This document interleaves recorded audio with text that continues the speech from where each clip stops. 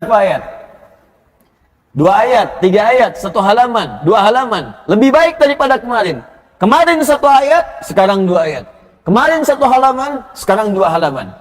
Jikalau Allah berikan sekarang untuk memperbaiki yang kemarin, belum dimanfaatkan juga, Anda butuh berapa hari lagi untuk bisa merubah diri lebih baik. Karena perlombaannya semakin hari, itu semakin ketat, Pak, Bu. Ini sekarang saya perhatikan ada peserta karantina ya, umurnya masih muda. Anda bayangkan dalam 11 hari, dia sudah menghafal 24 juz.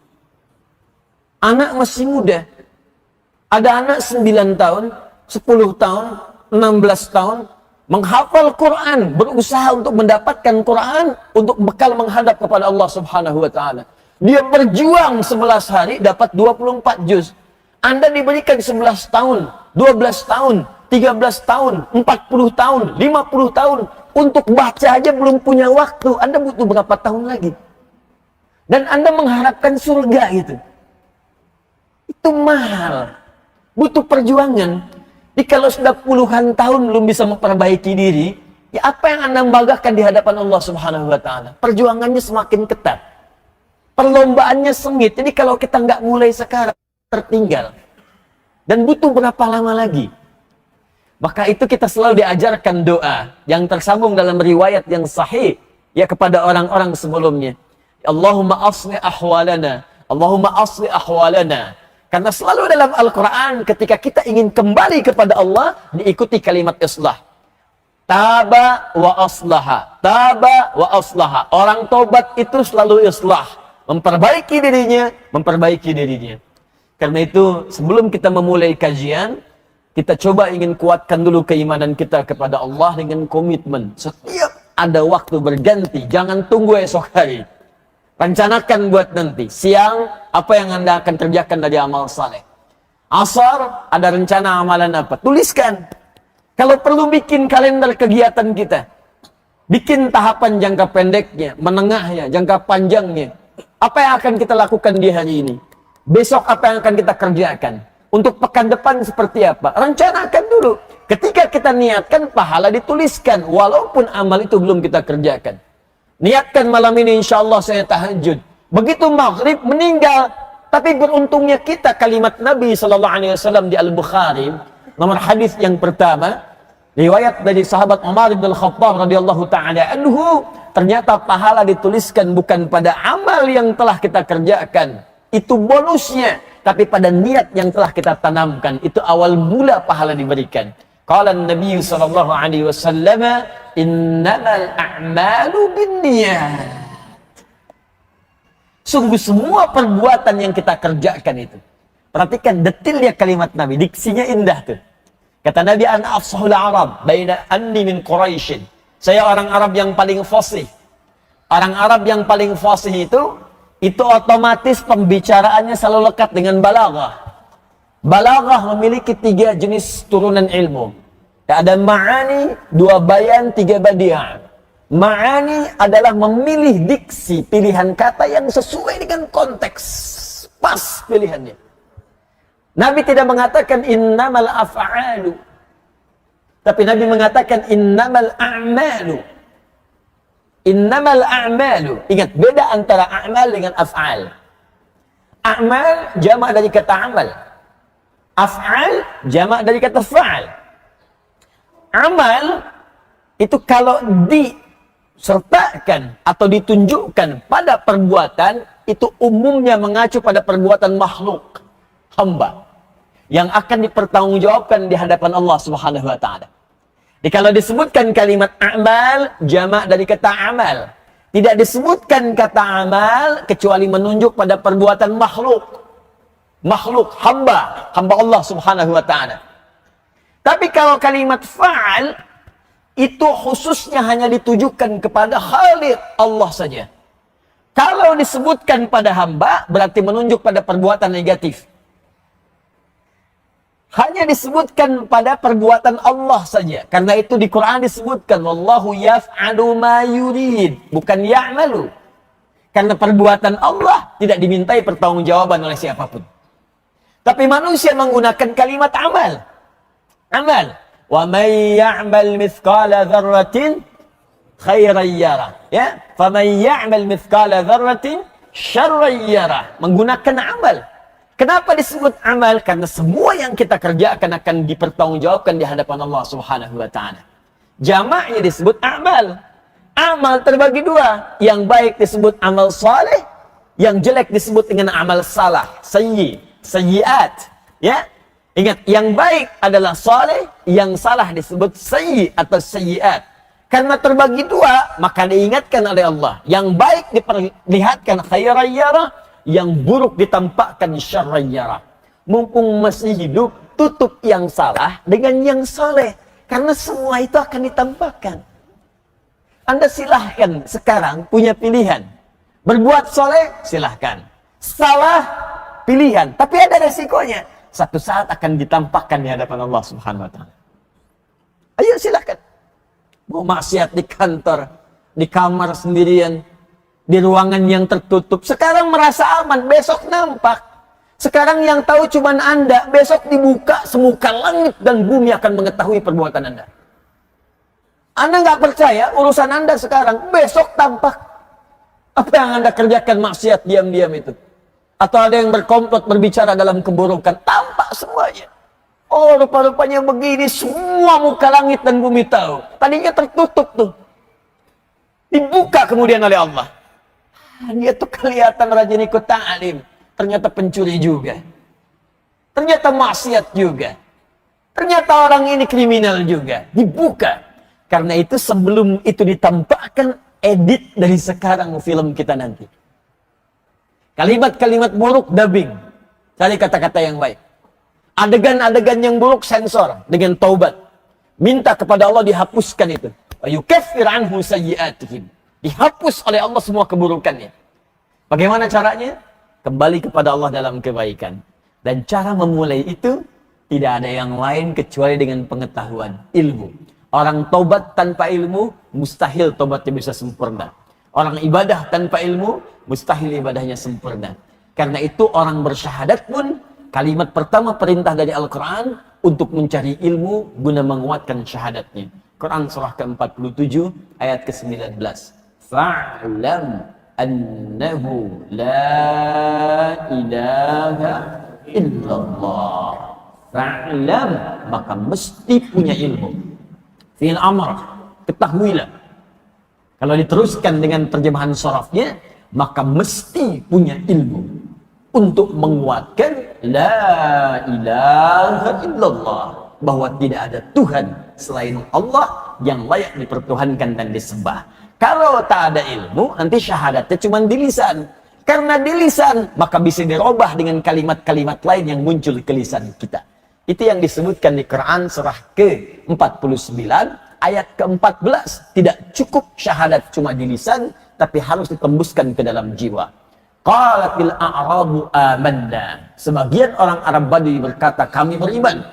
Qul, kata Allah, katakan Muhammad SAW, lam tu'minu.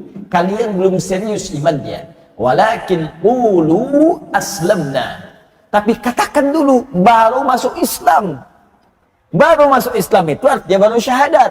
Walamma yadkhulul imanu fi qulubikum. Sementara imannya belum sampai ke dalam jiwanya. Kalau iman mau sampai ke dalam jiwa, maka isi dengan pengetahuan. Isi dengan ilmu. Jadi kalau imannya sudah sampai ke jiwa, cirinya begini nih. Iman masuk ke dalam hati. Nanti iman yang di hati ini akan membimbing tubuh untuk beramal soleh. Mata, kalau ada iman di mata kita, nanti iman ini akan naik ke mata. Membimbing mata, nih bagaimana cara melihat yang benar. Makanya mata ketika melihat disebutkan imannya dulu. Quran surah 24 ayat 30 itu laki-laki. 31 untuk perempuan. Qul lil mu'minina, katakan pada pria-pria yang beriman, yaghuddu min absarihim. Imannya itu akan membimbing matanya untuk melihat yang baik dan memalingkan pandangan itu dari yang tidak baik.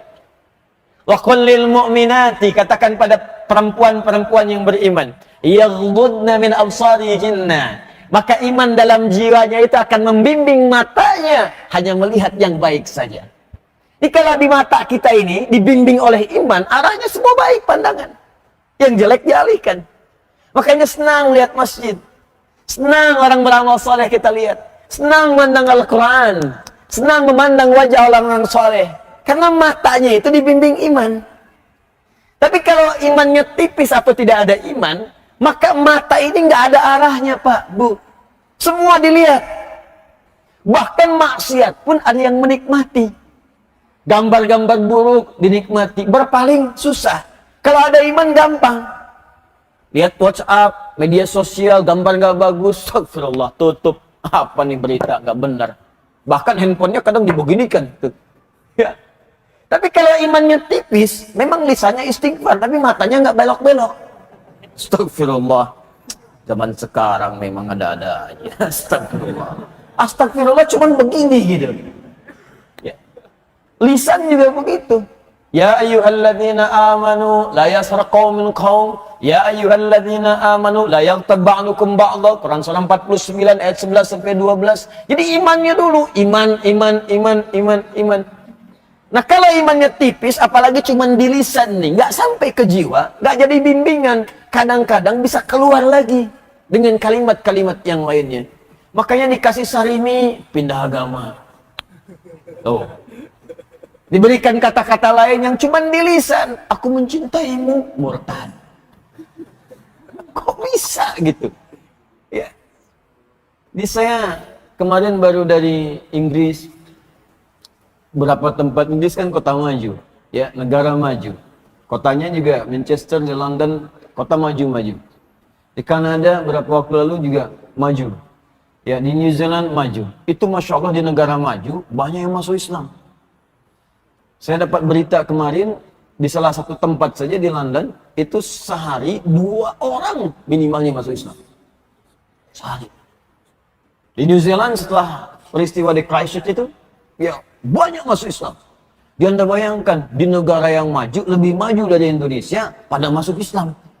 Jadi kalau di Indonesia yang tidak lebih maju dibandingkan dengan Inggris, belum maju dibanding Kanada, ada yang keluar dari Islam, aneh. Aneh, karena yang maju-maju pada masuk ke Islam. Nah, makanya cari ilmu untuk menguatkan itu. Dan dalam berilmu pun, teman-teman sekalian, ada bimbingannya, ada ilmunya lagi. Jadi ilmu dibimbing oleh ilmu lagi. Untuk mendapatkan ilmu yang maksimal, bagaimana supaya cepat dipahami, sampai ke jiwa, mudah diamalkan. Karena ada orang yang belajarnya susah juga ngamalkan. Ada orang yang gampang mencernanya, sulit mengamalkan. Ada yang begitu. Coba lihat nih, yang banyak bermasalah sekarang kan gelarnya tinggi-tinggi. S1, S2, S3, ada yang doktor, ada yang profesor. Ya, ilmunya kan banyak. Tapi ilmu yang dia kuasai belum bisa diaktualisasikan dalam bentuk amal. Ujung-ujungnya ada yang pesantren, suka miskin, kan? Ya, ada yang di pondok bambu, ada yang macam-macam. Kenapa? Karena ilmu yang didapatkan tadi tidak disertai dengan ilmu lain dalam mengiringinya.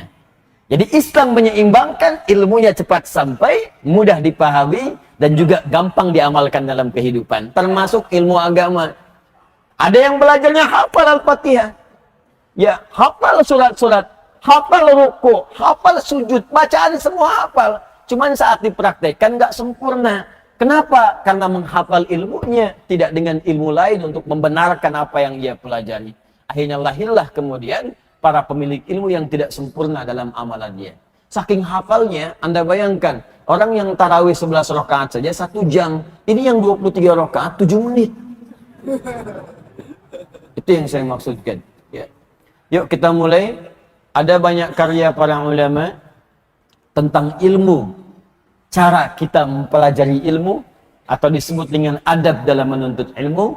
Dan di antara sekian karya itu, kita telah fokuskan dalam kurikulum kita, pembahasan di subuh di Al-Azhar ini, untuk membahas kitab Syekh Muhammad Hashim bin Ash'ari, yaitu Adabul Alim wal Muta'allim. Kali ini kita sampai ke halaman 15. Masih dalam keutamaan ilmu, orang berilmu, dan orang-orang yang menuntut ilmu.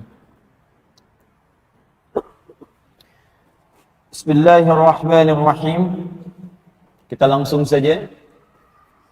Wa qala sallallahu alaihi wasallam, dan Nabi sallallahu alaihi wasallam pernah bersabda. Ini dalam rangka, kembalikan ke judul topiknya ya. Di topiknya itu tentang keutamaan atau keistimewaan orang yang berilmu, orang yang menuntut ilmu, dan orang yang mengajarkan pengetahuan setelah ia pelajari sebelumnya. Dia ada 3 golongan di sini. Ya, 1 orang berilmu. Yang kedua, orang yang menuntut ilmu, yang sedang belajar. Yang ketiga, orang yang mengajarkan kembali apa yang dia telah pelajari. Jadi 3 golongan di sini ya. Yang belajar, sudah itu dia dapat ilmu. Yang belajar disebut dengan muta'allim. Ya, yang belajar disebut dengan muta'allim. Kalau sudah dapat ilmunya, disebut alim namanya. Ya, alim. Kalau mengajarkan kembali ilmunya, disebut mu'allim namanya. Jelas ya? Ada muta'allim, ada alim, ada mu'allim. Jadi kalau ada yang menyebutkan Masya Allah mu'allim, mu'allim artinya orang yang mengajarkan ilmunya.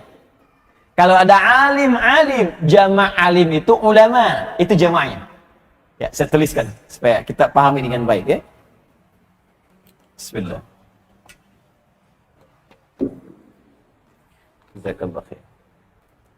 Jadi ini ada muta'allim, orang yang belajar. Saya tulis dulu karena nanti kalimat ini saya akan perjelas ya. Muta'allim. Baik. 1, ini orang yang belajar. Pembelajar. Saya tuliskan karena nanti hadis berikutnya kita akan menemukan kalimat-kalimat ini. Yang kedua, kalau dia sudah belajar, dia dapatkan ilmunya, maka dirubah kalimatnya menjadi alim. Ini termasuk bahasa Nabi dan bahasa Al-Quran. Alim. Wah, Masya Allah. Awas, awas, saya ingin luruskan dulu ya. Ini berarti orang yang punya ilmu, pemilik ilmu.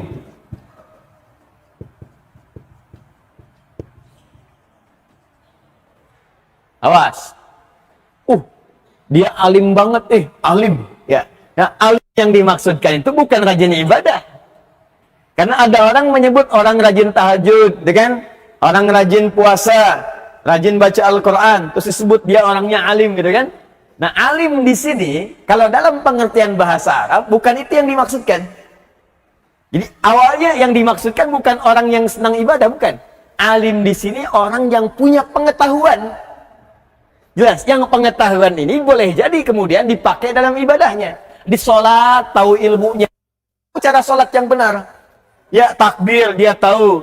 Apakah mengangkat kemudian setinggi bahunya sejajar hadwaman kibaihi. Ataukah sejajar dengan daun telinganya. Bahkan dia gali hadisnya.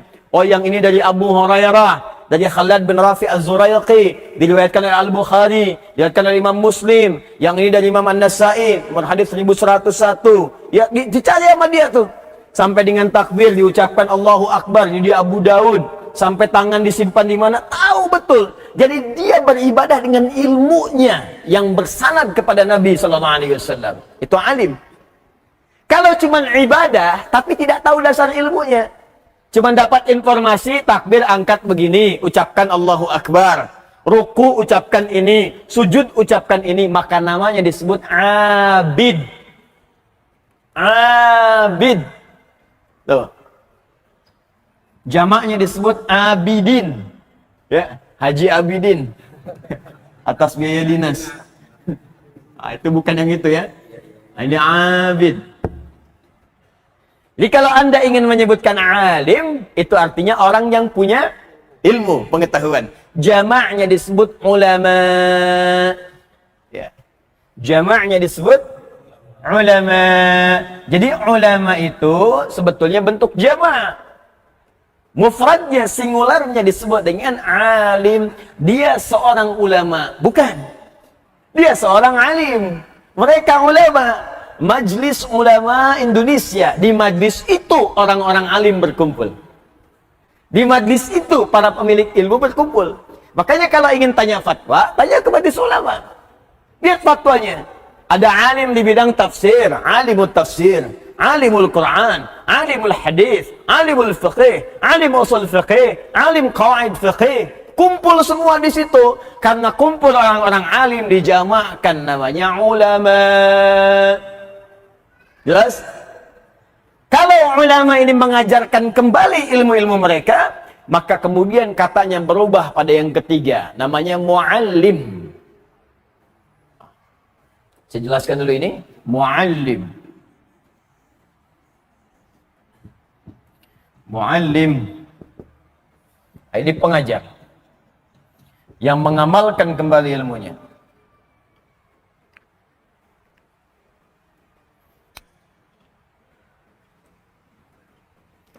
Jadi di bab ini Syekh Hasim ya ingin menampilkan tentang pujian-pujian Nabi SAW, tentang keistimewaan khususnya 3 golongan ini.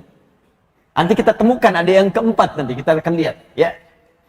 Teman-teman, jadi oleh Nabi, orang-orang yang senang belajar, orang-orang yang telah tahu pengetahuan, dan orang-orang yang mengajarkan pengetahuan, itu oleh Nabi diistimewakan dibandingkan dengan kalangan-kalangan biasa. Jadi kalau Anda masuk satu di antara 3 ini, atau nanti ada golongan yang keempat, menjadi bagian dari ini, maka berbahagialah karena Anda termasuk golongan yang dipuji dan diistimewakan oleh Nabi SAW. Dikala yang muji Adi Hidayat, jangan bangga dulu. Jangan bangga dulu. Karena boleh jadi menurut ukuran ustadz lain, apa yang disampaikan seorang Adi Hidayat bisa berbeda. Tapi kalau yang memuji Nabi, seorang manusia mulia, yang bahkan langsung dipuji oleh Allah, wa innaka la'ala khuluqin azim. Engkau akhlakmu begitu mulia. Ibadahnya luar biasa sampai disebut Ahmad oleh Nabi Isa. Min ba'di ismuhu Ahmad. Quran surah 61 ayat yang ke-6. Ahmad itu kan menunjuk pada sifat ibadah yang tinggi. Ibadahnya. Dari kata hamid. Jadi kalau disebutkan hamid, artinya yang rajin di satu aspek ibadah. Misal, maaf ya, ada orang rajin tahajud. Tapi untuk puasa sunnah belum konsisten. Itu hamid. Tapi kalau orang rajin puasanya, rajin tahajudnya, rajin baca Al-Qur'annya, rajin sedekahnya, maka dirubah jadi bentuk superlatif, sighah mubalaghah. Ya, bentuk mubalaghah, af'al tafdhil untuk menunjuk keutamaan. Dari hamid jadi Ahmad. Ahmad. Ahmad. Kalau ingin menunjuk pada aspek sosialnya, ya, maaf, rajin berbagi, jujur, sabar, tawadhu, rendah hati, ya, maka kalimatnya kalau di satu aspek saja disebut Mahmud namanya. Mahmud. Orangnya jujur tapi kurang sabaran. Jujur iya, sabar enggak. Ya. Misal, itu satu aspek disebut apa? Mahmud. Sabar iya, jujur enggak. Ya. Sabar memang, cuman sabarnya dipakai untuk mencuri. Ya, sabar nungguin orang takbir. Begitu takbir ambil tasnya, gitu ya. Ya. Nah, itu satu bagian. Tapi kalau kemudian digunakan pada aspek yang baik seluruhnya dan banyak terkumpul, maka dirubah kalimatnya menjadi bentuk superlatif, sighah mubalaghah. Dari Mahmud jadi Muhammad. Muhammad. Dan Nabi Muhammad memiliki keduanya, Muhammad dan Ahmad. Muhammad disebutkan 4 kali dalam Al-Quran. Quran surah ketiga ayat 144, Quran surah ke-33 ayat ke-40, dan Quran surah ke-47 ya dengan namanya ayat yang kedua, serta Quran surah ke-48 ayat ke-29. Muhammadur Rasulullah. Dengan Ahmad sekali disebutkan. Jadi Muhammad menunjuk aspek sosial, Ahmad menunjuk aspek untuk ibadahnya, ritual. Dua-duanya sempurna. Tinggi sampai kata Nabi Isa. Nabi Isa kenapa menyebut Ahmad? Karena Nabi Isa itu punya kemiripan di aspek Muhammad. Baik pribadinya. Sangat mulia, ajaran kasihnya tinggi. Nabi Isa Al-Masih, Yesus, seorang nabi, manusia, nabi, itu punya kemuliaan. Di antaranya sifat kasih sayang yang dalam. Ajaran kasihnya tinggi. Makanya saya sering katakan sebuah kisah, beliau lewat dengan murid-muridnya. Begitu lewat kemudian, di samping satu sungai, yang sedang mengalir itu ada bangkai binatang. Yang sudah membusuk. Kata muridnya, guru ini bau sekali. Bau sekali bangkai ini. Ya, kata Nabi Isa alaihi salam, lihat betapa putih giginya. Kata muridnya, Anda kenapa melihat giginya? Bukankah bau busuknya? Kata Nabi Isa, karena manusia hanya mengeluarkan apa yang dipikirkannya. Jadi kalau kita pikirkan baik, maka keluar di lisan kita baik. Tapi kalau kita pikirkan tidak baik, keluar di lisan kita yang tak baik. Di sini ada kata-kata mutiara, kemudian teko hanya mengeluarkan isi tekonya. Dari kalimat ini tadi. Dia Anda bayangkan, pada hewan yang telah jadi bangkai pun, beliau masih melihat yang baiknya. Ya, dan ada ramalan di kitab sebelumnya bahwa ada nabi yang terakhir akan datang dengan sifat kemuliaan secara kasih dan sosialnya. Dikira beliau nabi terakhir karena punya kemiripan dengan Nabi Muhammad SAW. Nabi Muhammad jangankan pada hewan, pada tumbuhan. Dalam suasana perang kata beliau, walaupun sedang emosi, jangan cabut tanaman. Sedang Anda ingin nyembelih hewan, saat akan nyembelih pun, kata Nabi SAW, tajamkan pisaunya supaya tidak menyakiti hewan. Jadi masih dipikirin hewan itu supaya nggak sakit. Supaya nggak menzalimi hewan saat menyembelih. Memang fitrah dia disembelih. Tapi bagaimana menyembelihnya supaya nggak zalim? Tajamkan. Bahkan dalam menajamkan pun dalam fikih nggak boleh depan hewannya. Sabar ya, tunggu sebentar, nggak sakit kok. Nah itu nggak boleh. Kita nggak bayangkan, sifatnya demikian. Makanya kata Nabi Isa, Nabi terakhir bukan saya. Ada yang lebih hebat dibandingkan saya. Ada yang lebih mulia dibandingkan saya. Yang tidak akan tertandingnya amalannya oleh nabi-nabi sebelumnya. Dialah Ahmad, menunjuk pada aspek ibadahnya kepada Allah.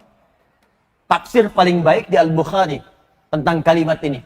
Nomor hadis 2008 sampai 2010. Khususnya dari hadis riwayat Sayyidah Aisyah radhiyallahu taala anha. Ketika ditanya oleh para sahabat, kaifa kanat salatun Nabi sallallahu alaihi wasallam? Bagaimana sifat salat Nabi khususnya di salat malamnya? Kata Sayyidah Aisyah kalimat pertamanya, la tas'al an husnihinna wa tulihinna. Kalimat pertamanya.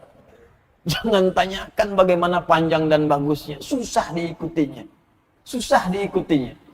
Nekat diikuti kemudian harinya. Ya. Ada Hudzaifah al-Yamani. Ya, ada Abdullah bin Mas'ud, ada Ubay bin Ka'ab. Datang mengikuti Nabi. Allah memang enak. Salat di belakang Nabi. Satu rakaatnya 100 ayat Al-Baqarah. Ya, kata Abdullah bin Mas'ud, nikmat sekali ini. Dikira akan ruku nyambung sampai selesai. 286. Dikira akan ruku nyambung Ali Imran 200 ayat. Dikira akan ruku nyambung An-Nisa 176 ayat. Rakaat pertama 5 juz 4 halaman. Baru ruku. Besoknya nggak ikut lagi.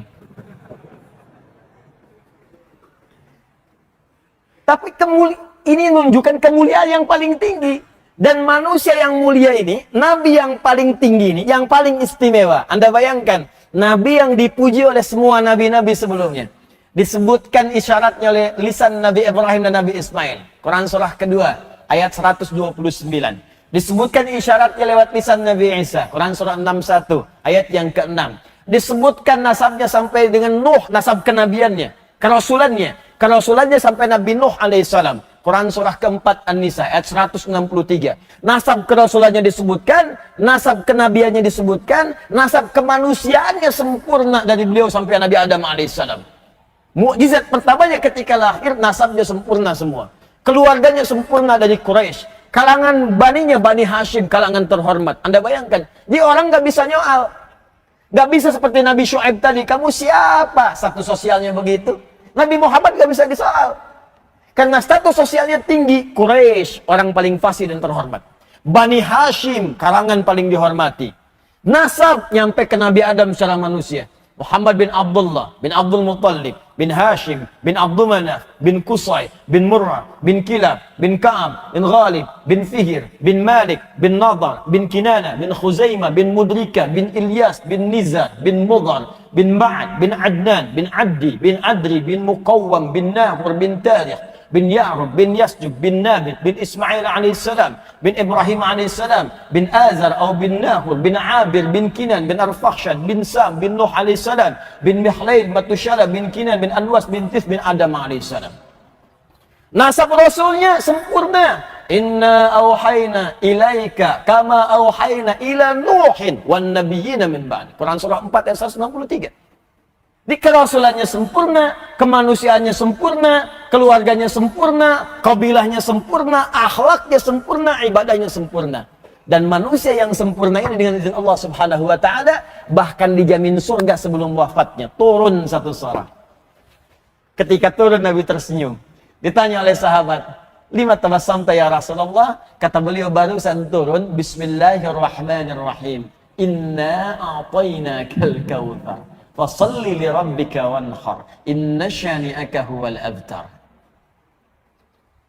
Sungguh kami telah siapkan untukmu kenikmatan yang paling banyak di surga. Saking banyaknya, kata Allah, kami akan berikan sampai engkau puas. Wala sawfa yu'tika rabbuka fatarda. Padahal kaidah nikmat itu kalau diberikan gak ada yang puas. Nikmat itu begitu. Kalau diberikan nikmat gak ada yang pernah puas. Contoh, Anda kalau sudah dapat sepeda, pengen apa? Berarti gak puas dengan sepeda, pengen motor. Kalau sudah punya motor, pengen apa? Mobil. Anda pakai motor, lihat orang bawa mobil, pengen mobil. Kalau sudah punya mobil, pengen apa? Oh, pesawat. Simpan di mana? Nikmat tuh begitu. Nikmat tuh kalau sudah dapat, pengen lagi. Sudah umroh, pengen haji. Sudah haji, pengen haji lagi. Ya, sudah nikah, ya pengen punya anak. Yang ini bu, yang ini bu. Ya, kalau suami ibu ada jajaran ini, berarti ini nih. Ya selalu begitu. Naik, naik, naik. Tapi di surga, ya, begitu kita pengen anggur, ada anggur. Pisang, ada pisang. Minuman ini datang semuanya. Kata Allah kepada Nabi Muhammad, khusus untukmu, wala sawfa yu'tika, untukmu saja. Wala sawfa yu'tika rabbuka fatarda. Aku akan berikan kepadamu limpahan nikmat sampai kamu berkata, saya puas ya Allah. Saya ridha. Manusia yang paling sempurna. Dan beliau yang sempurna ini dengan izin Allah, dari kenabiannya, kemanusiaannya, sifatnya, jaminan surganya, memuji kalangan tertentu. Ini yang mau saya sampaikan. Jadi kalau Anda dipuji oleh orang biasa, ya jangan lupa bahagialah. Tapi kalau yang memuji adalah orang yang telah dipuji Allah dengan segala kemuliaannya, di situ patut kita kejar. Apa objek yang menjadi pujian oleh beliau itu? Karena kalau beliau sudah memuji, artinya amalan itu disukai oleh Allah Subhanahu wa taala. Baik, di antara amalan itu, waqala sallallahu alaihi wasallam, dibocorkanlah oleh Syekh Muhammad Hashim bin Asy'ari di kitab ini. Apa amalannya?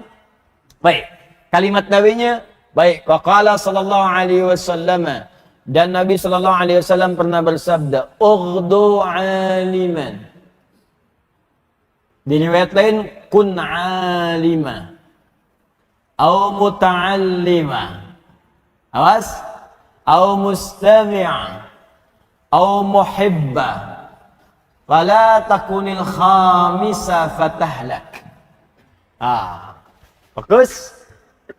Kun alima, jadilah engkau orang berilmu.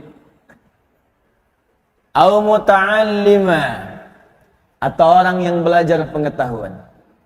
Fokus. Au mustami'a, kalau belum sempat belajar dengan baik, setidaknya fokus menyimak. Nanti kita terangkan.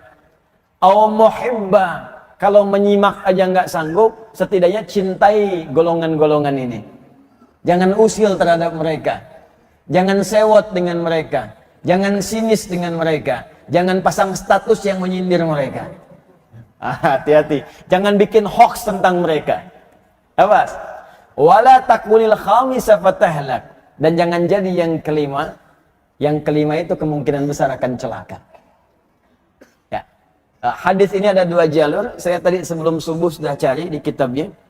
Jalurnya supaya nanti tidak disebut asal bunyi gitu kan. Nah, ini ada dua jalur. Jalur pertama di kitab Mu'jam as-Saghir At-Tabrani juz yang kedua halaman 63. Kemudian Al-Baihaqi dalam kitab Syu'abul Iman juz ketiga halaman 265. Ya, jalurnya dari Abi Bakrah, dari bapaknya dari Nabi sallallahu alaihi wasallam. Ini yang disebutkan di hadis tadi di kitab Adabul Alim Muta'allim. Jadi Syekh Hashim bin Asy'ari ngambilnya dari sini. Ya. Kalau ingin cek juga yang ini, ada kalau dalam bentuk satu kitab, karangan Ibnu Abdul Bar. Ya, Al-Jami fi Bayanil Ilmi wa Fadlih. Nomor 117. Ya, nomor 117. Saya sudah cek dengan sanadnya. Ya, dengan sanadnya. Saya bacakan sanadnya. Bab qauluhu sallallahu alaihi wasallam, kalau pakai mubtada kemudian dia khabar, dibuka lagi dengan mubtada, maka kita baca bab qauluhu. Ya, hadza babun qauluhu sallallahu alaihi wasallam. Tapi kalau kita baca mudhaf ilaih, bab qaulihi sallallahu alaihi wasallam, al-alim wal muta'allim syarikani. Ya, bab alim menerangkan tentang orang berilmu dan orang yang punya ilmu, keduanya satu partner bersamaan. Bab tentang al-alim wal muta'allim syarikani. Bunyi hadis lengkapnya di halaman ke-14. Yang paling bawah itu, nyambung ke halaman 15 paling atas di kitabnya, di kitab Syekh Hashim yang ini. Ya. Al-alimu wal muta'allimu ya kahadhihi min hadhihi wa jama'a bainal musabbahati wallati taliha syarikani fil ajri. Ya, wala khaira fil nasi ba'dahu. Ya, coba lihat bukunya. Saya sudah hafalin itu kitabnya. Ya, cuman kadang-kadang saya bawa untuk menunjukkan. Kadang orang suka tanya, ini karangan sendiri apa ada di kitab gitu. Anda cek aja kitabnya, kalau saya salah, Anda betulkan di situ.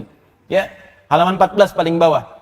Wa qala sallallahu alaihi wasallam, dan Nabi sallallahu alaihi wasallam pernah bersabda, al-alimu wal muta'allim, orang yang punya ilmu dengan yang belajar pengetahuan itu, kahadhihi min hadhihi, keutamaannya bergandengan seperti telunjuk, ya, dengan yang menyertainya, jari tengah. Dari mana tahu telunjuk? Disebutkan wajah bainal musabbahati wallati taliha, dan dikumpulkan contohnya antara ini telunjuk, ya, dengan kemudian jari tengahnya, dempet seperti ini. Nanti saya terangkan maknanya. Ya. Kemudian setelah itu yang paling menarik, syarikani fil ajri, keduanya akan berpartner mendapatkan pahala. Maksudnya apa? Ya, nggak mungkin ada alim bisa mengajar kalau nggak ada muridnya. Nggak mungkin ada murid kalau nggak ada gurunya. Jadi jadi guru itu jangan sombong juga. Kalau nggak ada murid nggak bisa jadi guru. Dan jadi murid pun jangan sombong. Kalau nggak ada guru nggak bisa belajar. Makanya murid dengan guru itu sama-sama belajar. Tapi kata Nabi, belajarlah untuk berpartner mendapatkan pahala dari Allah Subhanahu wa Ta'ala. Di situ saling mengisi. Makanya ulama-ulama dulu itu saling mengajak dengan muridnya untuk saling mendoakan. Karena kalau dua chemistry-nya udah bagus, murid doakan ulamanya, ulama doakan muridnya, murid doakan gurunya, guru doakan muridnya. Maka betul kalimat Nabi, syarikani fil ajri, keduanya berpartner untuk mendapatkan pahala dari Allah Subhanahu wa Ta'ala. Guru mengajarkan, dari pengajaran dapat pahala. Murid menerima, mencatat dapat pahala. Mengamalkan dapat pahala. Nanti Anda akan dapatkan hadis berikutnya. Orang yang menulis pelajarannya saat dia belajar, maka setiap tinta penanya akan dihisab oleh Allah Subhanahu wa Ta'ala. Seperti darah syuhada dihisab di yaumil qiyamah. Midadal muta'alim wa damu syuhada. Midadal alim wa damu syuhada. Di riwayat lain. Jadi orang yang belajarnya benar diniatkan karena Allah dan ingin mengamalkan ilmunya, belajar fikih salat dia catat supaya bisa mengamalkannya. Belajar fikih zakat dia catat supaya bisa mengamalkannya. Itu bukan hanya cara belajarnya, setiap tinta yang dia tuliskan itu akan dihisab oleh Allah Subhanahu wa Ta'ala, menguatkan timbangan mizannya. Ya. Kembali kepada hadis, saya sebelum terangkan isinya, saya bahas sanadnya dulu. Kenapa saya bahas sanad? Supaya Anda tahu ini hadisnya ada enggak dari Nabi sallallahu alaihi wasallam. Ya, jadi supaya kita tidak mengatakan yang sia-sia, ini jangan-jangan bukan dari Nabi, bukan.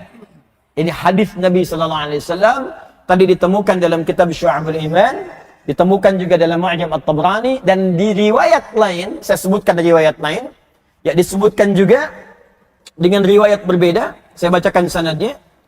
Haddatsana Abdullah bin Muhammad bin Abdul Mu'min, ya, Ibnu Yahya, haddatsana Abu Ali Al-Hasan bin Muhammad bin Uthman Al-Fasawi bi Baghdad, qala haddatsana Abu Yusuf Ya'qub bin Sufyan Al-Fasawi, qala haddatsana Hajjaj ibn Minhal. Hajjaj bin Minhal ini sering meriwayatkan hadis. Hajjaj bin Minhal sering meriwayatkan hadis, dan hadisnya itu sering diambil oleh Imam Al-Bukhari. Ya, Imam Al-Bukhari mengambil dari Hajjaj bin Minhal. Ya, Hajjaj bin Minhal mengambil misalnya dari Sa'ad. Ya, Sa'ad mengambil dari Alqamah bin Marthad sampai kepada Abu Abdurrahman As-Sulami. Abu Abdurrahman As-Sulami mengambil dari Uthman bin Affan dan Ali bin Abi Thalib karramallahu wajah. Keduanya mengambil dari Nabi sallallahu alaihi wasallam. Apa yang disampaikan Nabi dari hadis ini? khairukum man ta'allamal Qur'ana wa 'allamah.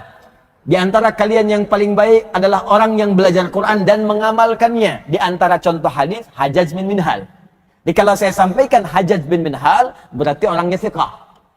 Ya, karena hadis lain pun yang diriwayatkan oleh Hajjaj diambil oleh Imam Al-Bukhari. Baik. Teruskan. Sebentar. Qala haddatsana Hajjaj bin Minhal, haddatsana Muhammad bin Salamah, ya an Humaid anil Hasan anna Abu Darda radhiyallahu taala anhu. Yang pertama dari Abi Bakrah dari bapaknya, yang kedua dari Abu Darda radhiyallahu taala anhu, dari Al Hasan dari Abu Darda dari Nabi sallallahu alaihi wasallam. Riwayatnya Abu Bakrah dari bapaknya menggunakan kalimat ughdu aliman seperti di kitab Syekh Hashim. Riwayat yang dari Abu Darda menggunakan kalimat kun aliman au muta'allima. Bedanya satu pakai ughdu, yang kedua pakai kun. Jelas? Kenapa saya sampaikan dua riwayat ini? Karena nanti ada sebagian ahli hadis yang menyebut riwayat yang pertama menggunakan ughdu aliman, menyebut statusnya dengan dhaif marfu'. Marfu' statusnya dhaif. Hadisnya lemah karena marfu' langsung diangkat kepada Nabi SAW oleh Abu Bakrah dari bapaknya langsung ke Nabi. Siapa yang menilai dhaif? Di antaranya kita bacakan Al-Haythami dalam kitab Majma' Zawaid, juz pertama nomor halaman 328. Ya rijaluhum mawthuqun, rijalnya mawthuq, semuanya thiqah. Orang-orang tadi. Cuman sayang langsung diangkat ke Nabi, statusnya marfu'. Hadis yang langsung disandarkan pada Nabi ada beberapa jalur riwayat yang terputus. Disebut dengan marfu', hadisnya dhaif. Al-Ajluni ya juga mengatakan marfu' dhaif. Abu Zar'ah al-Iraqi mengatakan dhaif. Syekh Albani dalam kitab Silsilah Al-Hadits Ad-Dha'ifah mengatakan dhaif. Ya, di halaman yang ke-6 nomor hadis 337. Juz yang ke-6 ya halaman 337. Ya, cuma gini, kalau Anda nggak belajar ilmu hadis, cuma dengar dhaif, sebagian orang yang tidak tahu ilmunya. Catat kalimat ini. Sebagian orang yang tidak mengerti, nggak tahu ilmu sampai menyimpulkan dhaif, jangan amalkan. Dhaif, tinggalkan. Kita belajar dulu ilmu hadis. Tidak semua hadis yang disebut dhaif itu kemudian langsung kita tinggalkan. Tidak begitu cara memahaminya. Kembalikan ke ilmu hadis, mari kita pelajari hadisnya. Jika ada hadis dipandang dhaif dalam satu riwayat, maka Anda cari riwayat lain. Adakah riwayat lain yang diriwayatkan oleh orang yang lain yang menguatkan hadis itu? Saya ulang. Jika Anda temukan satu hadis, terus menyebutkan dhaif. Kenapa dhaif nih? Karena ada satu rawi yang hilang, nggak ketemu nih. Langsung diangkat ke Nabi. Tiba-tiba dari tabi'in, ya nggak ke sahabat dulu, langsung ke Nabi misalnya. Ya, ada yang hilang. Jangan langsung disimpulkan dhaif, jangan amalkan. Cari dulu ada nggak hadis lain yang bisa menguatkan riwayat hadis ini, ditemukan oleh orang berbeda yang sampai sumbernya kepada Nabi. Dalam ilmu hadis disebut syahid namanya. Syahid. Hadis-hadis lain yang menguatkan riwayat ini. Cari dulu. Kalau ditemukan, maka akan mengangkat status hadis yang tadi naik dari dhaif setidaknya menjadi hasan atau bahkan sahih. Kenapa? Karena dikuatkan oleh riwayat lain yang dia sampai kepada Nabi. Kalau dalam secara fisik tuh, ya, satu yang langkahnya itu kurang bagus, ditopang oleh orang lain yang sehat, maka dia bisa berjalan bersamaan. Ada satu orang jalannya pakai tongkat, lambat. Tiba-tiba ada orang kuat, suka fitness. Ya, Masya Allah. Apa bedanya fitnah dengan fitness? Kalau fitness ke gym, kalau fitnah ke jam. Ada orang badannya besar, suka fitness, ya kan? Kemudian kuat badannya, itu orangnya sehat. Dalam bahasa Arab sehat disebut sahih. Nah, sahih itu sehat. Sahih itu sehat. Ya, sahih sehat. Kalau lemah badan, lemah kaki, lemah disebut dhaif. Ya, dhaif. Yang satu pakai tongkat, yang sehat datang. Mau kemana Pak? Mau ke sana. Berapa lama lagi jaraknya? 1 kilo. Kelamaan Pak jalannya, nggak akan nyampe. Bapak mau ngapain? Ku tali mustadadi. Jalan pakai tongkat, jarak masih 1 kilo. Gitu kan? Ya, kelamaan. Kapan dimulai taklim, Pak? Jam 5. Wah, Pak, sekarang ada udah jam 5 kurang 5. Bapak nyampe sana udah bubar. Saya gendong aja. Gendong, jalan. Kecepatan meningkat. Masya Allah, begitu kecepatan meningkat, baru jalan 10 meter datang orang pakai mobil. Pit, mau kemana Pak? Taklim. Saya juga mau berangkat, ikut aja. Sepites-pitesnya orang, sekuat-kuatnya, pakai mobil masih kalah mobil. Mobil gak usah fitness, jalan kenceng ada nyampe dia. Ya, maka naikkan ke mobil. Yang satu lemah, digendong oleh orang tadi lebih kuat, naik mobil lebih kenceng lagi. Hadis dhaif, diriwayatkan oleh seorang, gak nyampe ke Nabi, datang orang lain, lebih dekat masanya ke Nabi, gendong. Datang yang lebih dekat lagi, gendong lagi, cepat, boom, nyampe. Nyampelah riwayatnya ke Nabi sallallahu alaihi wasallam. Dhaif, naik. Ya, jadi kemudian Hasan. Hasan naik lagi, jadi sahih li ghairihi. Naik lagi, bisa jadi sahih. Naik. Nah, hadis yang diriwayatkan dari beliau ini, yang diambil dari kitab Al-Jami tadi, ya, di Bayanil Ilmi wa Fadlihi, karangan Ibnu Abdul Bar, dikuatkan lagi riwayatnya kalau dirujuk ke kitabnya langsung. Apa di antara kitabnya itu? Ya, teman-teman sekalian, tadi yang saya sebutkan. Baik, riwayatnya apa? Yang saya bacakan riwayat sahabat Abu Darda. Kan Abu Darda bertemu dengan Nabi sallallahu alaihi wasallam. Nah, jadi jangan langsung simpulkan dhaif nih, tidak. Syekh Hasyim ingin mengajarkan, nih saya tampilkan yang ini karena yang sahih udah banyak tahu. Kalau Anda menemukan yang ini, jangan langsung simpulkan dhaif. Seakan-akan beliau mengajarkan ilmu dengan cara yang halus. Itu cara bacanya. Jangan langsung menyimpulkan, Al-Ghazali kitabnya palsu semua, jangan baca bukunya. Anda ini bagaimana? Baca dulu ilmunya. Lihat dulu. Seperti itu adabnya kita belajar. Jangan melihat orang lain langsung menghukumi. Ngaji dengan siapa? Sedani bid'ah tuh. Datang dulu, tanya dulu persoalannya apa, ya kan? Kalau beda pandangan ada dalil, nggak ada masalah. Perbedaan masalah mengamalkan dengan dalil yang semua bersumber dari Nabi tidak menghalangi kita untuk bersilaturahim dan minum teh bersama. Ya. Anda boleh jadi penggemar Liverpool atau Manchester United, itu silahkan aja. Tapi ya minum teh bareng-bareng, Persija ya dengan misalnya Persib, Viking dengan The Jack bareng-bareng, silakan. Duduk sama-sama, minum teh bareng-bareng. Apalagi dalam masalah akhirat. Yang satu kunut, yang satu enggak, kenapa mesti ribut? Yang salah itu kan yang enggak ke masjid, yang enggak sholat subuh. Jelas ya? Nah, jadi status hadisnya ini hadisnya sahih. Kemudian bersumber dari Nabi Sallallahu Alaihi Wasallam. Jadi kita bisa pastikan hadis ini ada referensinya. Tinggal sekarang apa maknanya? Ya, apa maknanya? Baik, yuk kita sambungkan. Saya sudah tuliskan sebagian. Urdu atau kun aliman. Kalau kata kun itu penegasan dalam bentuk perintah.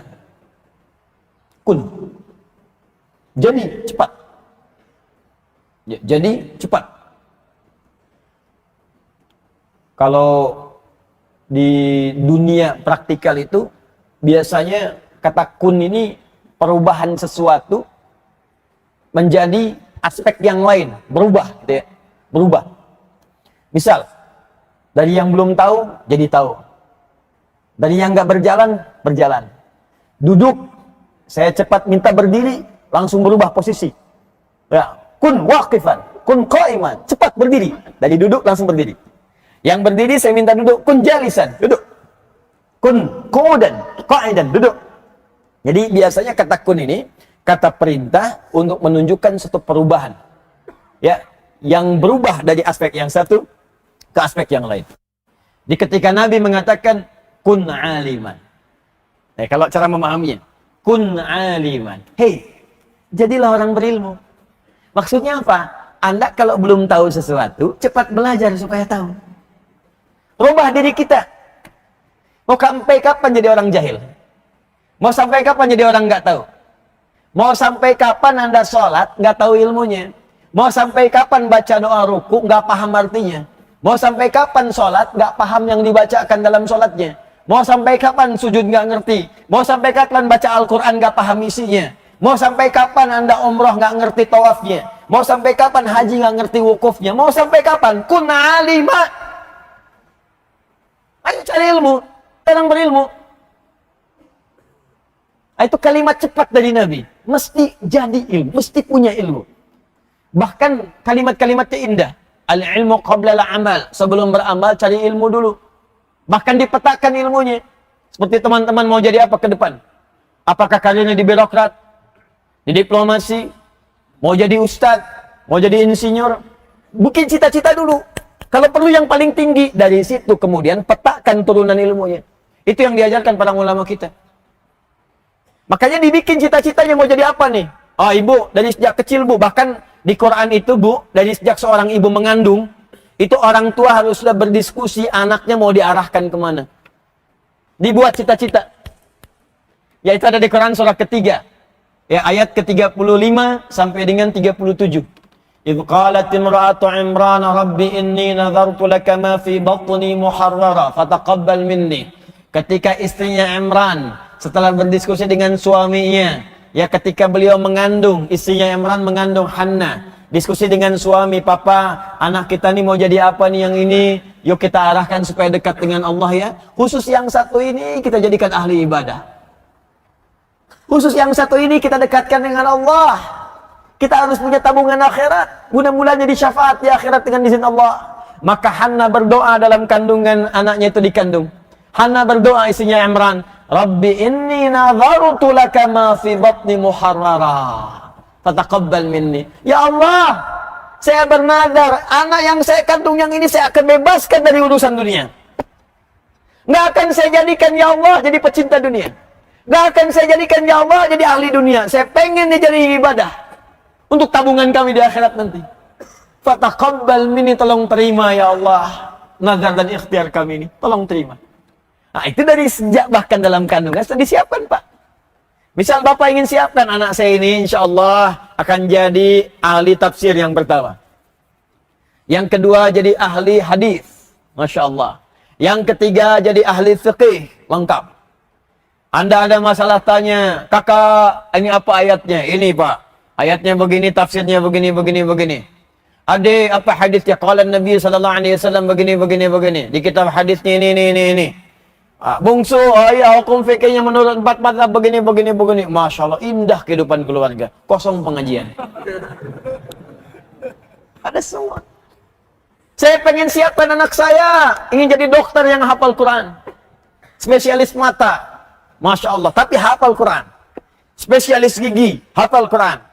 Saya pengen siapkan birokrat yang hafal Quran. Masya Allah. Ada yang masuk STPDN sambil menghafal Quran.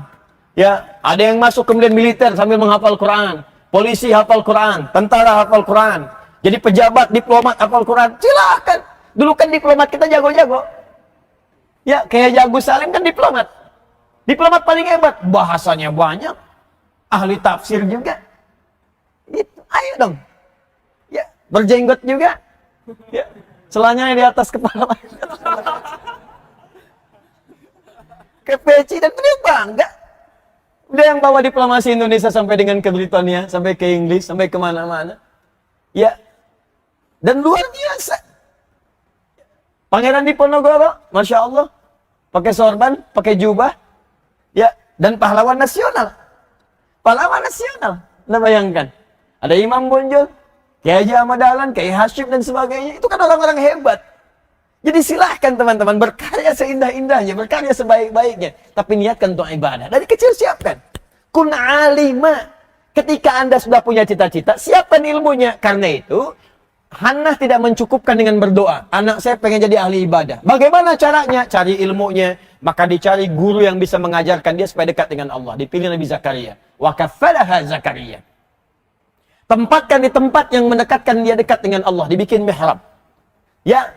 Fataqabbalaha rabbuha biqabulin hasanin wa ambataha nabatan hasana wa kaffalaha Zakaria kullama dakhala 'alaiha Zakaria al-mihrab. Gitu caranya. Jadi kalau Anda sekarang ingin dapatkan misalnya anak saya pengen jadi dokter yang hafal Quran. Apa tingkat paling tingginya? Oh, dia masuk UI, masuk Undip. Oh, sekarang tapi kan baru lahir. Ya, baru lahir. Siapkan dulu. Oh, kalau lahir dari kecil bacakan Quran dulu. Beli speaker aktif, bacakan setiap 1 bulan 1 juz, 1 juz, 1 juz, 1 juz. 30 bulan, 30 juz. Anak ini sudah mendengar 30 juz. Dan seorang bayi yang terlahir, fungsi pendengaran itu yang paling utama dibandingkan penglihatannya.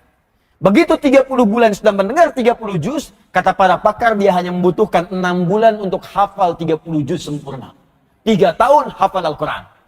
Setelah selesai, mulai berikan pendidikan dini. Sekolahkan, cari KB yang bagus. KB yang mengajarkan dekat dengan Allah. KB yang mengajarkan nilai-nilai kebaikan. Ajarkan akhlaknya, motoriknya. Naik ke TK. TK cari SD-nya yang bagus. Ngajarkan sholatnya. Kuatkan Qurannya lagi. Masuk pesantren atau masuk sekolah yang lain. Dekatkan lagi. Cari yang mendekatkan ke kedokteran tadi. Baru masuk kampus. Jadi begitu masuk kampus, Quran sudah hafal. Fikih kedokterannya sudah paham. Jadi begitu jadi dokter, bukan cuma dokter fisik, tapi juga dokter yang bisa menenteramkan keadaan roh. Karena kebanyakan orang penyakitnya disebabkan karena keadaan rohnya yang gersang dibandingkan dengan fisiknya yang luka. Ya, bahaya sakit roh itu. Iri hati itu sakit roh. Bukan sakit fisik. Dan gak ada obatnya di apotek. Nggak ada poli iri. Poli gigi ada, poli iri hati nggak ada. Ya, silakan cek. Poli dan ditemukan. Poli ria nggak akan ada. Ya, dok, kepala saya pusing. Yang pusing kan fisik. Sakit rasanya. Malam sulit tidur. Gejalanya apa, Pak? Itu gejalanya kalau teman saya beli kulkas baru, pusing saya. Dia bawa pakai mobil baru, pusing saya. Itu nggak akan ditemukan. Tapi karena dokter ini hafal Quran, resepnya. Quran surat sekian, ayat sekian. Hadis Nabi SAW. Baca. Selesai. Penjelasan apoteknya Masjid Al-Azhar. Ustadznya Fulan. Datang. Selesai. Saya pernah tanya sama dokter mata, dok, apa ciri mata yang sehat? Kita punya kelas-kelas Quran untuk teman-teman dokter. Kata dokternya, Ustadz, kalau pandangannya jelas, awas, nggak pakai alat bantu, sempurna. Dari segi optik, pantulan bayangannya bagus, sempurna. Oh, saya bilang, saya banyak yang temukan begitu. Di masjid juga banyak. Cuman sayang ketika keluar dari masjid, dia nggak bisa bedakan mana sendal dia, mana sendal orang. Itu kenapa? Nah, itu urusannya berbeda. Makanya, kun aliman.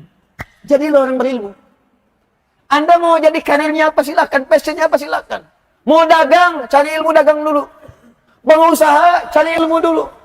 Diplomasi, birokrasi, cari ilmu dulu. Mau jadi ustadz, apalagi?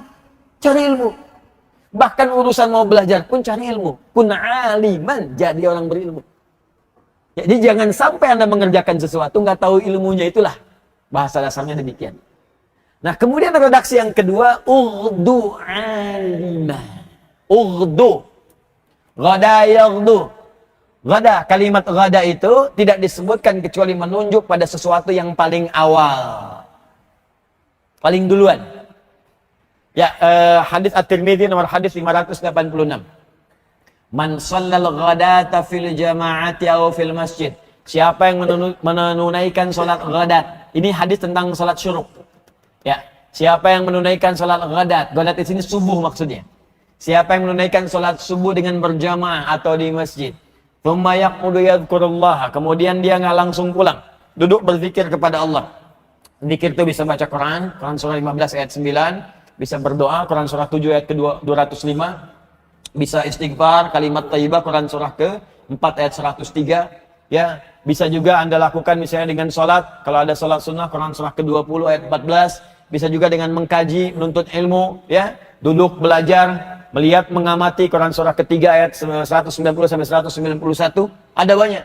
Jadi kalau Anda habis sholat subuh, kemudian ikut ta'lim, mengaji, berdoa, baca Quran dan sebagainya. Kemudian hatta bidayatul duha, sampai datang di awal duha, saat bayangan satu tombak. Ya, thumma yusalli rak'atain, kemudian dia sholat 2 rakaat. Ya, bayangan satu tombak itu ketika matahari naik, naiknya disebut isyraq. Posisinya disebut syuruk. Di setelah melewati masjid tempat terbit, haram hukumnya sholat saat matahari terbit. Naik dia, bayangan satu tombak. Naiknya disebut isyraq. Ya, posisi satu tombak disebut syuruk namanya. Syuruk ini adalah bidayatul duha, awal duha. Salat duha dibagi 3. Awal duha, pertengahan duha, akhir duha. Di salat syuruk itu salat awal duha. Gak ada syuruk. Yang ada salat duha. Iya, awal duha disebut syuruk, Joni. Ya. Jadi syuruk itu awal duha. Orang yang bisa syuruk, yaitu salat di awal duha 2 rakaat, pahalanya ka ajri hajjin wa umratin, senilai dengan haji dan umrah. Sempurna, sempurna, sempurna. Ya, tapi bukan haji dan bukan umrah, senilai dengan haji dan umrah. Kemana Pak? Kok subuh-subuh amat berangkatnya? Oh, haji dan umrah. Di mana? Di Al-Azhar. Bukan. Syuruk senilai haji dan umrah. Nah, sholat subuhnya disebut sholat ghadat. Ghadat. Kenapa disebut ghadat? Karena ini sholat yang pertama kali dikerjakan dalam rangkaian sholat. Kenapa disebut ghadat? Karena kita diminta untuk berburu sholat ini datang di awal waktu. Karena itu kalau orang tahu keutamaan sholat subuh, kata Nabi, dia akan datang dengan merangkak. Datang, pengen datang. Merangkak maknanya dua. Merangkak di sini. Satu, banyak orang berjalan, datang berkerumun, sehingga jalannya lambat seperti orang merangkak. Saking pengennya subuhan. Yang kedua, orang yang kesulitan pun akan datang walaupun dia merangkak. Ya, datang dengan merangkak. Saking pengennya dapat pahala subuh. Datang di awal waktu. Setiap yang dilakukan di awal disebut ghadat. Ghadat, ghada, yaghdu, ghadatan, wa ghadaan. Ya, kamu sedang digoda di awal waktu. Ghada, bahasa Arab. Ya. Ghada di awal waktu. Kalimat perintahnya, ughdu. Kalimat Nabi ini, ughdu aliman. Jadilah engkau orang berilmu. Tapi disebutkan dengan kalimat ughdu, bukan cuman kun. Kun meminta kita berubah, bertransformasi jadi orang berilmu. Ughdu meminta kita menjadi pionir untuk melakukan itu di awal waktu. Jadi kalau ada pengajian, datang yang paling awal. Ini Ustadz siapa nih? Di Al-Azhar, jam 7, Ustadz Fulan. Oh, datang paling awal, datang setengah 7. Ustadz mulai berapa? Jam setengah 5, saya mulai setengah 4 datang. Ada yang tahajud duluan. Anda yang sedang belajar di kampus, datang paling duluan. Jam berapa materi dimulai? Kuliah. Jam 8, datang Anda jam 7. Baca dulu sebelum belajar. Lihat dulu. Ambil posisi paling depan, paling duluan. Wah, ini kadang paling belakang, nggak pernah nanya, kadang tiduran. Ini kadang-kadang nggak menempat. Waktu belajar dipakai santai. Waktu ujian, hari tenang-tenang tuh nggak usah belajar. Tenang, berdoa, refleksi, buka-buka. Ini hari ujian dipakai belajar, jadi nggak menempat.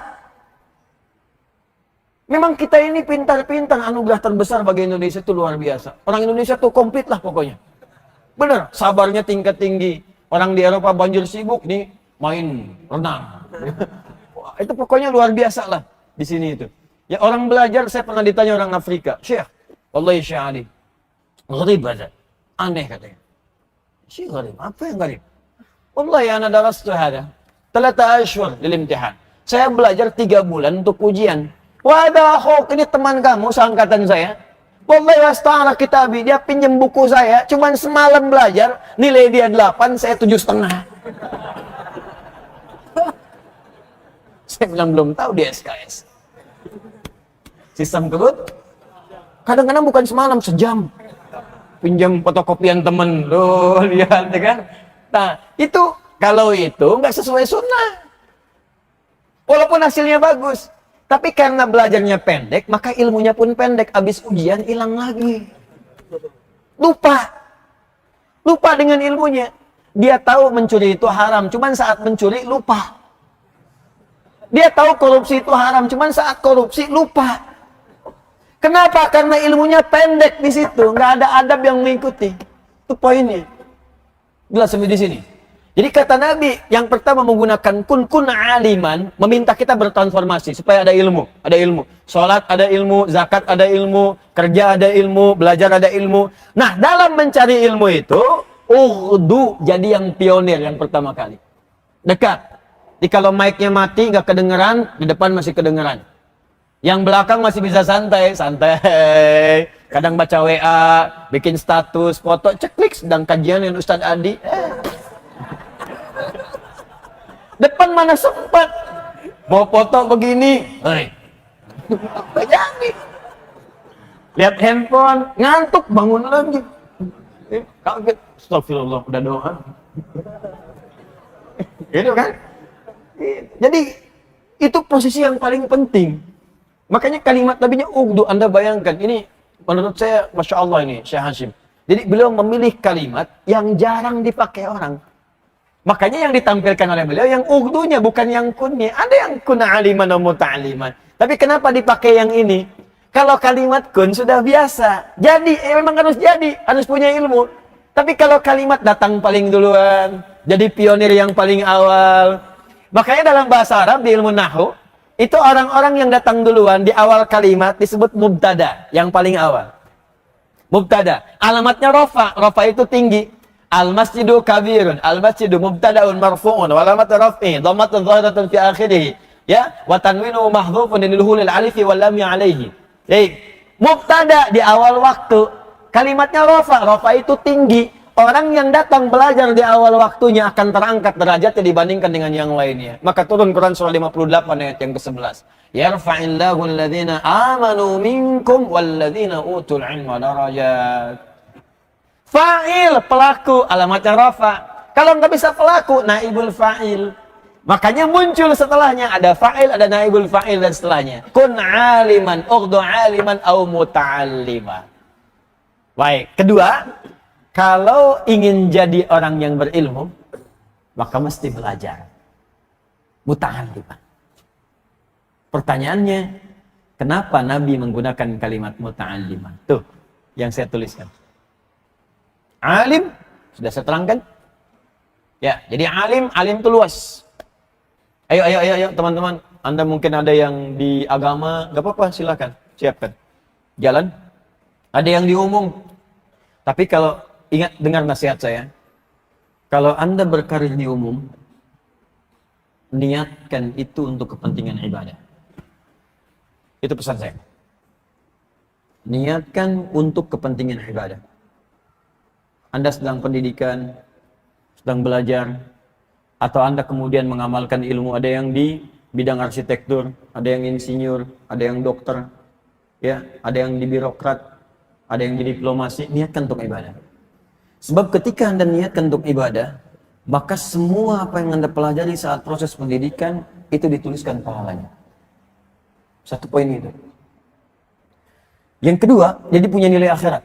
Yang kedua, ketika Anda lulus dan Anda akan beramal, Anda akan langsung mendapat bimbingan Allah supaya menunaikan tugas pekerjaan Anda sesuai dengan koridor dan hukum-hukum Allah. Anda akan dijaga dari perbuatan maksiat. Itu akan menjaga Anda. Jujur akan terus menjaga kita. Jadi maksiat itu dijaga, dijauhkan.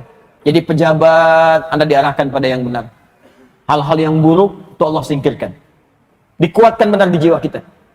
Dan yang paling dahsyat, karya yang akan dia buat otomatis jadi pahala. Contoh, Anda kuliah di salah satu kampus misalnya, apapun itu untuk jadi insinyur. Anda niatkan untuk ibadah. Bahkan sambil menghafal Quran, sholat dijaga dan sebagainya. Begitu lulus, Anda bikin jalan. Anda niatkan untuk ibadah, ya Allah, saya niatkan jalan ini yang dibangun, memang proyek dunia, tapi niatnya akhirat. Begitu jadi jalannya, saya niatkan untuk ibadah, ya Allah. Tolong jadikan setiap yang pakai jalan ini, ya Allah, berada dalam kebaikan. Begitu jalan itu dipakai oleh orang sholat akan ke masjid, setiap orang yang sholat lewat jalan itu, maka dari setiap orang yang lewat itu Anda mendapatkan bagian pahalanya tanpa dikurangi sedikit. Ada orang mau umrah lewat jalan yang Anda bikin, Anda mendapat bagian pahalanya.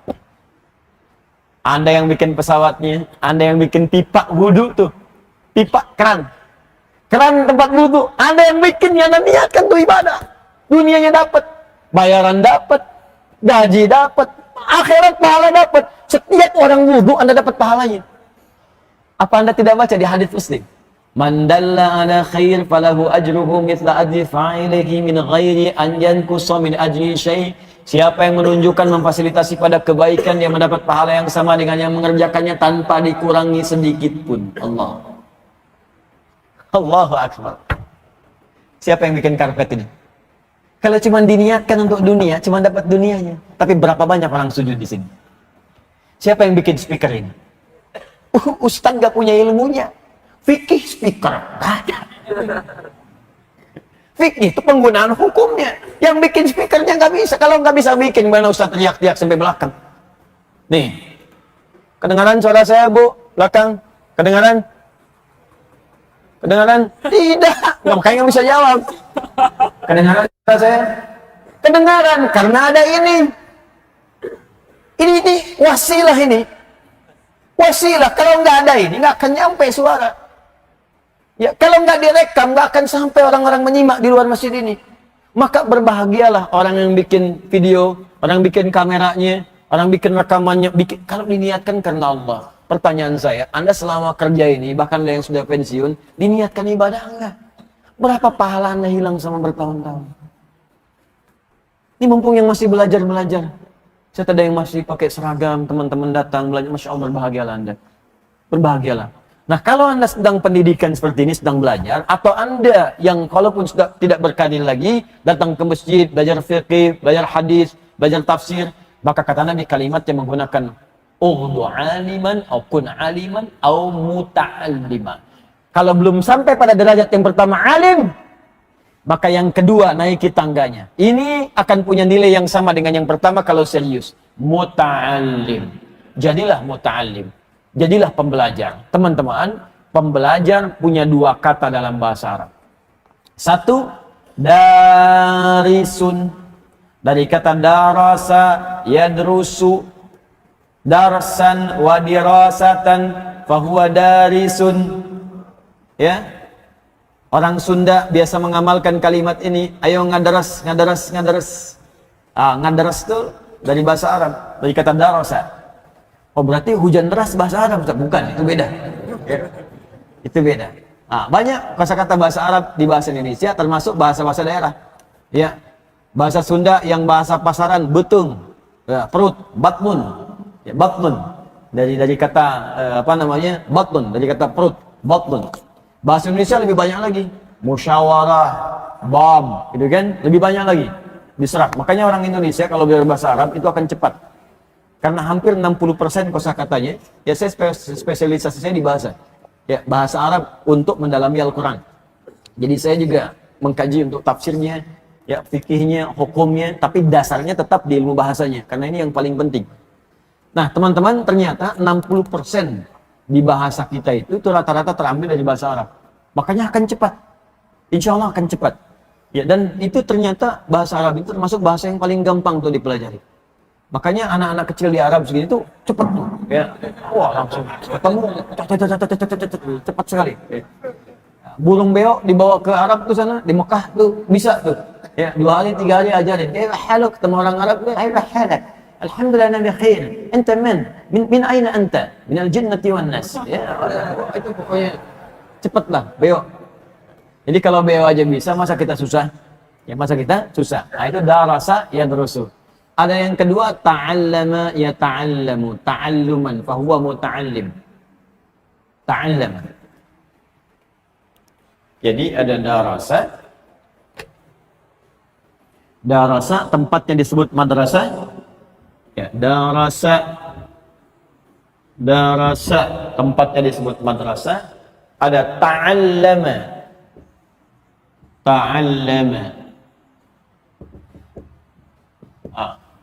Darasa orangnya daris, yang mengajarnya mudaris, tempatnya madrasah.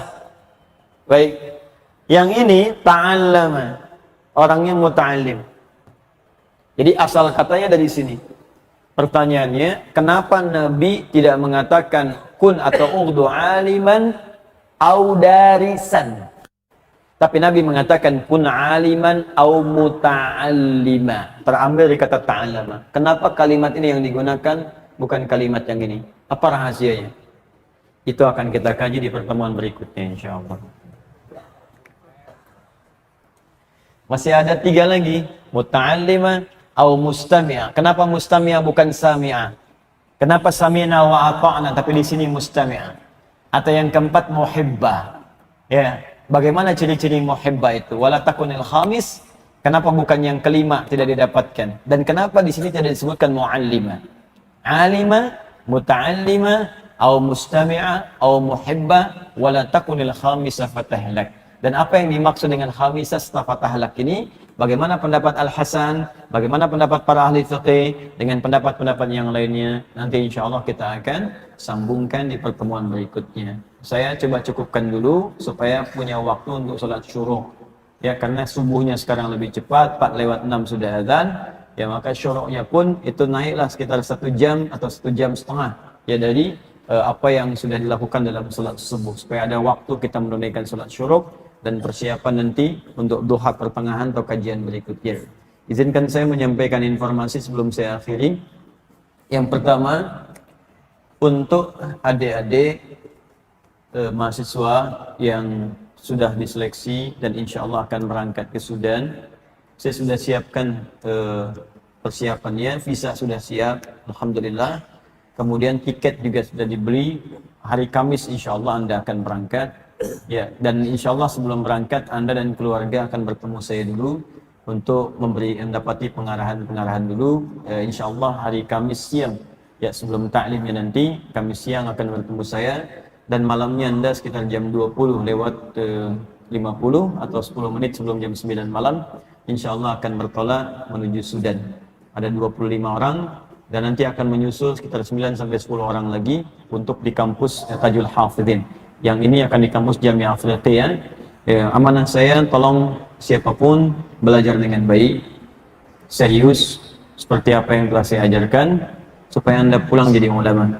Pulang jadi ulama, berbakti kepada agama, berbakti kepada bangsa, pada negara, buat yang baik-baik, dan teruskan apa yang telah saya bangun. Jika Anda pulang saya telah tiada atau saya wafat, Anda teruskanlah.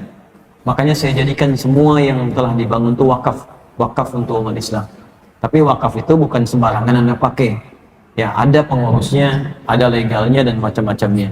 Jadi kami sedang bangun pesantren, bangun pusat keislaman, bangun center. Sekarang kita siapkan lahan kurang lebih, kita sedang akuisisi, mudah-mudahan bertahap kita dapati.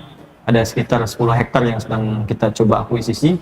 Tapi desainnya sudah siap semuanya dan insya Allah mudah-mudahan 3-4 tahun ke depan sudah jadi. Jadi begitu itu jadi, anak-anak ini akan pulang. Ya, ada nanti yang di Madinah sedang kuliah, ada yang Mesir ada, yang di Sudan ada, Istanbul ada. Jadi saya pengen dari beberapa negara kumpul, kampus-kampus berbeda, supaya nanti ilmunya bisa saling melengkapi satu dengan yang lainnya. Jadi mudah-mudahan mereka nanti akan menggantikan di masa depan. Kemudian yang kedua, Bapak Ibu, insya Allah kita nanti ada wisuda akbar di bulan Desember, bulan depan. Ya, mungkin nanti kita akan atur waktunya sebaik mungkin. Di bulan Desember ini akan ada 2 kegiatan. Kegiatan pertama, wisuda untuk peserta karantina yang sedang menghafal Quran dengan metode at-taysir. Alhamdulillah, ada yang hafal 24 hari, 25 hari. Dan ini mungkin ada rekor nih yang kedua yang sekarang ini. Karena saya lihat 11 hari sudah 24 juz. Ya, ada yang 12, mungkin 12-13 hari dia selesai 30 juz. Ya, ada juga yang ibu sudah sepuh ya. Ada yang 64 tahun Bu usianya Bu, ikut yang angkatan sekarang saya lihat. Yang kemarin ada yang usia 40 tahun, dia hafal 78 hari. Ya, ada yang beberapa yang lainnya lagi. Nanti itu mereka akan diwisuda dan dipakaikan mahkota-mahkotaan. Ya, mudah-mudahan itu terbawa sampai akhirat nanti gitu ya. Nah, kita undang juga keluarganya dan semua keluarga Quran di Indonesia kita akan undang karena ada agenda yang kedua. Saya sekarang sedang menyiapkan buku khusus untuk membimbing menghafal Quran 30 juz 30 hari, tapi bisa dikerjakan di tempat masing-masing. Ya, karena ada banyak orang ingin ikut karantina, cuma tempatnya terbatas. Beberapa tempat, tapi kadang kami siapkan, perbaiki lagi, ya, disiapkan sebaik mungkin. Ada yang bertanya, bayar nggak Ustaz? Nggak bayar. Karena untuk urusan Quran, saya tidak tidak terkait dengan masalah-masalah materi. Anda hanya memenuhi kebutuhan Anda saja. Kebutuhan makan itu Anda siapkan. Ya, kebutuhan baju Anda cuci dan sebagainya. Hanya itu saja. Pengajarnya saya tidak memperkenankan mereka untuk mendapati apapun. Ya, kita mengharap pahala dari Allah Subhanahu wa taala. Jadi kalaupun ada biaya-biaya itu untuk Anda saja, untuk makan, untuk apa dan sebagainya. Kalau tidak ada sama sekali, nanti saya siapkan bulan Desember. Kalau belum ikut, nanti di situ ada buku khusus. Lalu saya berikan panduan dan saya ajarkan langsung di karantina akbar namanya. Bagaimana cara menggunakan itu, dan kita sama-sama berniat punya target minimal dalam target 5 tahun ke depan, insya Allah kita semua menjadi ahli Quran yang menghafal Quran. Di saat orang banyak mengejar dunia dalam 5 tahun, kita kejar akhirat untuk menjadi orang-orang yang dimuliakan oleh Allah Subhanahu wa taala. Dan saling bersinergi, jangan saling mencela. Boleh jadi ada orang-orang di dunianya ini beramal untuk kebaikan kita juga. Jadi hindari celaan-celaan, hindari hal-hal yang tidak positif. Saatnya sekarang kita berkontribusi untuk kebaikan-kebaikan pribadi kita, agama kita dan bangsa kita dengan izin Allah Subhanahu wa taala. Saya kira itu yang disampaikan teman-teman sekalian. Mudah-mudahan bisa bermanfaat. Kita akhiri dengan bermohon kepada Allah Subhanahu wa taala, semoga dengan permohonan ini doa-doa kita diijabah dan dimuliakan oleh Allah sesuai dengan apa yang kita harapkan.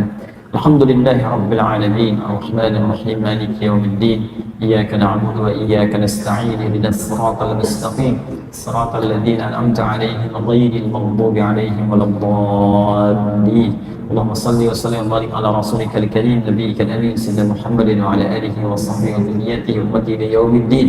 ربنا لا تدعنا في مقامنا هذا وفي كل مقام ذنبا الا غفرته ولا هما الا فرجته ولا دينا الا قضيته ولا مريضا الا شفيته ولا عاصرا الا يسرته ولا حاجه من حوائج الدنيا والاخره فيها لك رضا وفيها لنا الصلاح الا قضيتها يا ارحم الراحمين.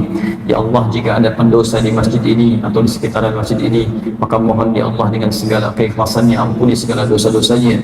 Jika ada orang ya Allah ahli maksiat di tempat ini, maka bimbing dia untuk bertobat sebelum dia wafat.